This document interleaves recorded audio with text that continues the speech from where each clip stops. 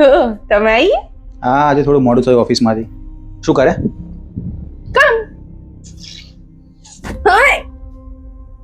આ શું છે મહેશ્વરી, આખો દિવસ તું લેપટોપ લઈને બેસી જાય છે. લેપટોપ માંથી ઊંચી આવ્યો તો આ ઘર સાફ કરે, આ બેડની હાલત જો, આ રૂમાલ જો ટંગે છે, અહીંયા માટી થઈ છે. કેટલા કાલથી કામ નથી કર્યું છેલ્લે? હોળી આવે છે, કામ કરો કામ, અને ચા બનાય મારા માટે.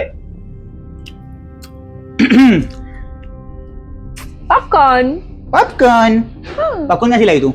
ઓફકોર્સ રસોડામાંથી. ઓફકોર્સ રસોડામાંથી. રસોડું કેટલું ખરાબ છે મહેશ્વરી, બાથરૂમ તારું ભીનું છે, રસોડું તારું ખરાબ હોય છે, કામ તારી થતું નથી. દિવસમાં છે ને, વર્ષમાં 365 દિવસ આવે છે. 365 માંથી તમને નહીં 365 માંથી મને 3 દિવસ ગણાય છે કામ કર્યું હોય. આવી રીતે ઇટ્સ નોટ વર્કિંગ. તું સારી વાઇફ થા, આઈ એમ ટેલિંગ યુ. નહીં સારું, આ કામ પર ધ્યાન આપ. આખો દિવસ બેઠા બેઠા ખાઈ ખાઈને ફેલાય છે.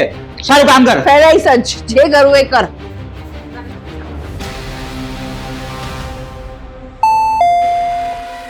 હા કોણ?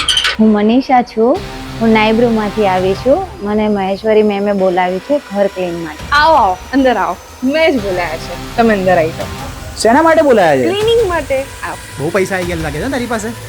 નાયબ્યુ ખાલી વર્કિંગ વુમન્સ માટે જ નથી, એ દરેક માટે છે જે ઘરના કામથી કંટાળી ગયા છે. આમના ટ્રસ્ટેડ અને વેરીફાઈડ પાર્ટનર ઘર તો ચકાચક કરે જ છે, પણ હું આ કામ નહીં કરું એની કચકચ પણ નથી કરતા.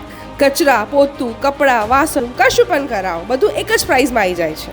અને પહેલી બુકિંગ તો કલાકના ફક્ત 49 રૂપિયામાં જ છે. તમને રિપ્લેસમેન્ટ ઇઝીલી પણ મળી જશે, અને કામ વધારે હશે તો માણસ પણ મળી જશે. મહેશ્વરી, ઘર સાફ થઈ ગયું એનો મતલબ એ છે કે લાઇટનું બિલમાં સસરા ભરવાના છે.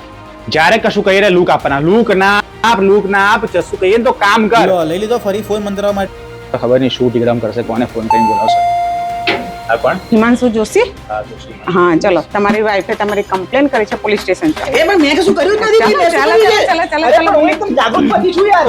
હું જાગૃતિ પટેલ છું, તમારે પોલીસ સ્ટેશન આવવું પડશે. ચલો.